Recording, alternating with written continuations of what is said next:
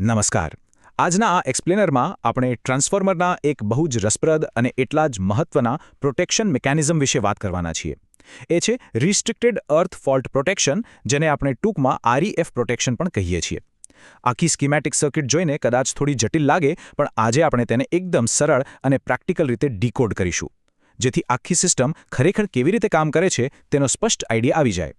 ફટાફટ આજની ચર્ચાની રૂપરેખા જોઈ લઈએ. પહેલા આપણે અર્થ ફોલ્ટની સમસ્યા સમજીશું, ત્યારબાદ પ્રોટેક્શન સર્કિટનું વાયરિંગ, પછી ઇન્ટરનલ અને એક્સટર્નલ ફોલ્ટનું ઓપરેશન, અને છેલ્લે એક બહુ જ અગત્યનો મુદ્દો, આને રિસ્ટ્રિક્ટેડ શા માટે કહેવાય છે?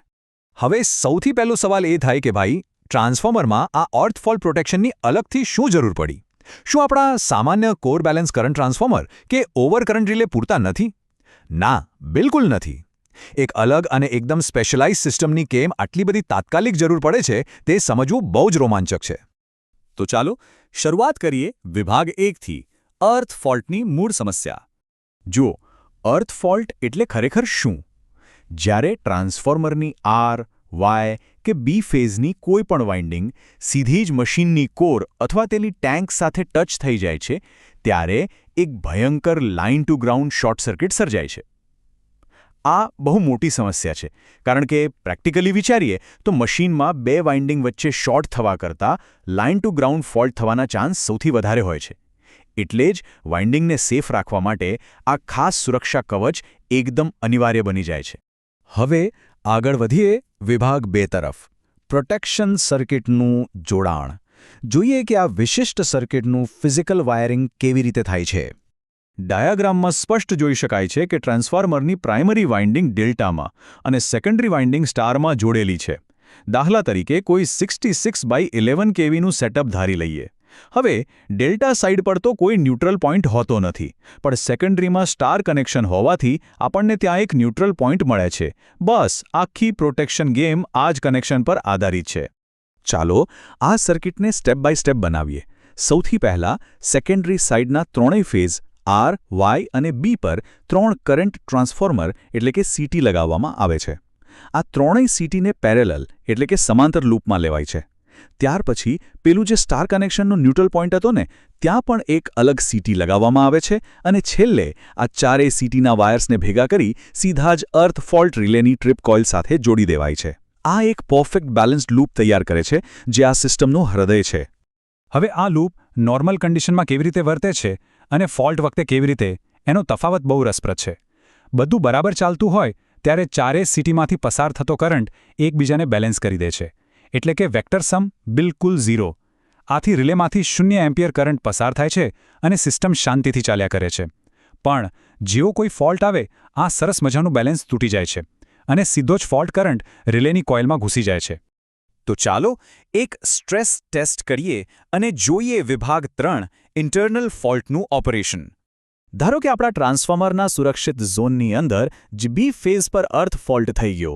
હવે શું થશે? આ સ્થિતિમાં ફોલ્ટ કરંટ ન્યુટ્રલના CT અને બી ફેઝના CT એમ બંનેમાંથી પસાર તો થશે, પણ કરંટની દિશા હવે સંતુલિત નહીં રહે. પરિણામે બેલેન્સ ખોરવાતા જ વધારાનો કરંટ અર્થ ફોલ્ટ રિલે તરફ ધકેલાશે. અહીં કામગીરીનો કોર કન્સેપ્ટ એ છે કે ઇન્ટરનલ ફોલ્ટ આદર્શ બેલેન્સને બગાડી નાખે છે. જેવો આ અનબેલેન્સ્ડ કરંટ રિલેમાં પ્રવેશે એટલે તે રિલેની અંદર રહેલી ટ્રિપ કોઇલને એનર્જાઇઝ કરી દે છે. આ એનર્જીના કારણે તરત જ પ્લન્જર મિકેનિઝમ ઓપરેટ થાય છે અને સર્કિટ બ્રેકર ટ્રિપ થઈ જાય છે. સિસ્ટમ સેકન્ડના અમુક ભાગમાં જ ટ્રાન્સફોર્મરને આઇસોલેટ કરી લે છે અને આપણે કોઈ મોટું નુકસાન થતાં બચાવી શકીએ છીએ. હવે વાત કરીએ વિભાગ 4ની, ઝોનની બહારના ફોલ્ટ. જો સુરક્ષિત વિસ્તારની સંપૂર્ણપણે બહાર કોઈ ફોલ્ટ સર્જાય તો સિસ્ટમ કેટલી ચતુરાઈથી વર્તે છે તે જોઈએ. ધારો કે બી ફેઝ પર અર્થ ફોલ્ટ થયો ખરો, પણ એ આપણા ટ્રાન્સફોર્મરના સુરક્ષિત ઝોનની બિલકુલ બહાર છે. તો હવે કરંટનો પ્રવાહ કેવી રીતે વહેશે? અહીં આખી સિસ્ટમની સાચી કમાલ જોવા મળે છે. ફોલ્ટ બહાર હોવાથી ફેઝ CTમાંથી આવતો કરંટ અને ન્યુટ્રલ CTમાંથી આવતો કરંટ એકબીજાની બરાબર વિરુદ્ધ દિશામાં હોય છે. આ બંને વિરોધી કરંટ રિલે પાસે આવીને એકબીજાની અસરને પૂરેપૂરી નાબૂદ કરી નાખે છે, એટલે કે કેન્સલ આઉટ કરી દે છે. રિલેમાં જતો કરંટ કેટલો? બિલકુલ 0. એટલે રિલેને લાગે છે કે બધું સામાન્ય છે અને ખોટી રીતે ટ્રિપ થતી નથી. આ યુનિટ પ્રોટેક્શનનું એકદમ ક્લાસિક ઉદાહરણ છે. તો હવે આવીએ છેલ્લા અને સૌથી અગત્યના વિભાગ 5 પર. શા માટે રિસ્ટ્રિક્ટેડ? અત્યાર સુધી તો બધું બહુ જ પરફેક્ટ લાગતું હતું, ખરું ને?